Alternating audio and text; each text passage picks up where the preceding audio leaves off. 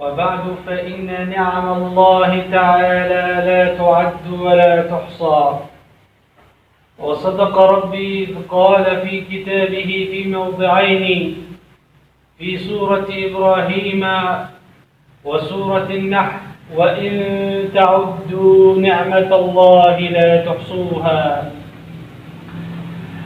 لكننا اليوم مع نعمة هي من أجل نعم الله تعالى علينا، نعمة من أجلها قامت الحروب، ومن أجلها أنفقت النفقات، فهي مطلب كل أمة وغاية كل دولة، فبدونها لن تقام الأمم ولن تقام الدول. وهي دعاء نبينا إبراهيم عليه السلام حينما ترك زوجته وفلذة كبده إسماعيل، هي نعمة الأمن والأمان. قال إبراهيم مناجيا رب العالمين سبحانه وتعالى: رب اجعل هذا بلدا آمنا وارزق أهله من الثمرات. وهنا ملحظ في هذه الدعوة من هذا النبي العظيم الذي وصفه ربه بأنه أمة. قال إن إبراهيم كان أمة. قال ربي اجعل هذا بلدا آمنا وارزق أهله. قدم طلب الأمن على طلب الرزق. لماذا؟ لأن الأمن ضرورة، الأمن ضرورة، فبدون الأمن كيف يتلذذ الإنسان بالرزق؟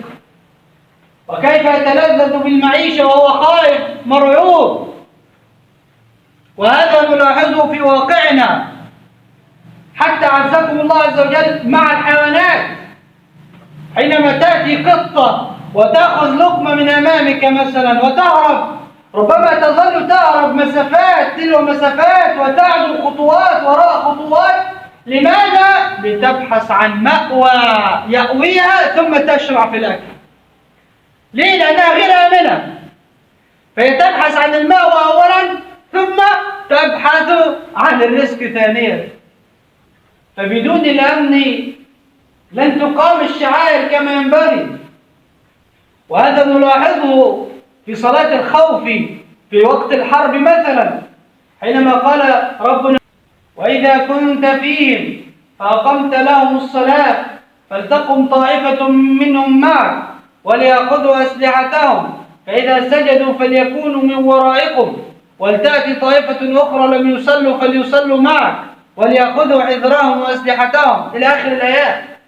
فهنا ربنا سبحانه وتعالى شرع صلاة غريبة غير الصلاة المألوفة. ليه؟ للخوف ولعدم الأمن. وهي صحيحة لكنها غير الصلاة الطبيعية اللي احنا بنصليها. ليه؟ لأن هناك خوف. وكذلك ربنا حينما تكلم عن من آمن مع سيدنا موسى لأنهم كانوا قلة ضعفاء وخائفين، قال: فما آمن لموسى إلا ذرية من قومه على خوف من فرعون وملئهم أن يفتنهم، فكانوا خائفين. وهذا يدل على أن الأمن هو ما يظهر شعائر الإسلام. فبدون الأمن لن تجد الشعائر ظاهرة معلنة. فالأمن هو المصاحب لأغلب العبادات. فلن يخرج معلما ليعلم الناس الخير وهو خائف، ولن يخرج طالبا ليتعلم وهو خائف، ولن يخرج عاملا ليعمل وهو خائف، ولن يخرج زارعا ليزرع وهو خائف. فتتعطل الأمور بدون الأمن.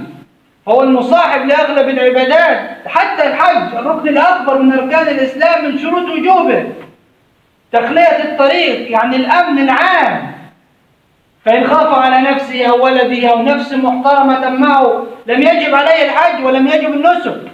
ومن هذا المنطلق راعى الشرع الحنيف هذا وحرم كل ما يؤدي إلى زعزعة هذا الأمن. وكل ما يعبث باستقرار الأمن والاطمئنان سواء على حساب المجتمع أو حساب الفرد، فشرع حد الحرابة، حد المحاربة، حد قطاع الطرق، وهو حد عظيم. فإن قتلوا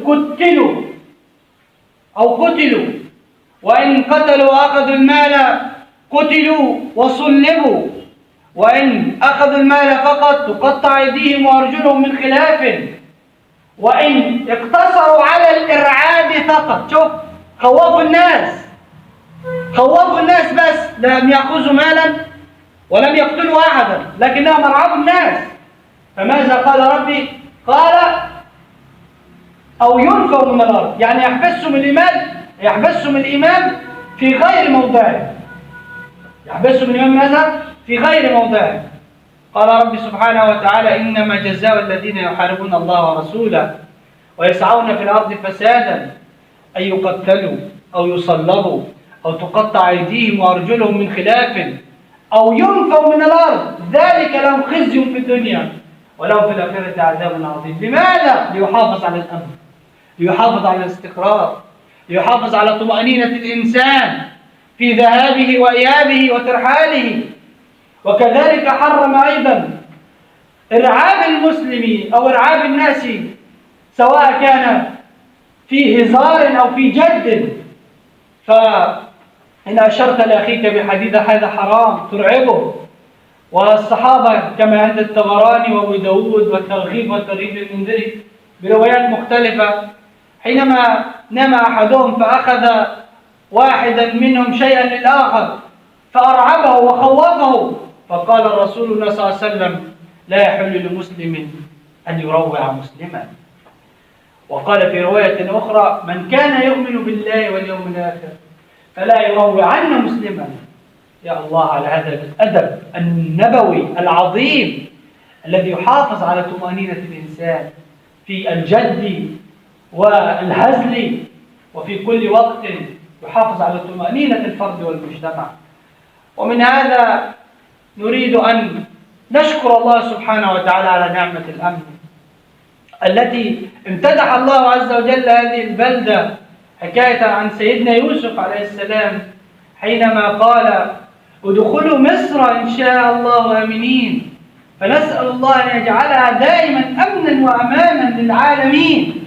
وأيضا ندعو الله سبحانه وتعالى لمن حرم من هذه النعمة من أخواننا المسلمين المستضعفين في فلسطين وغيرها أن يؤمنهم ربي، إنه ولي ذلك والقادر عليه.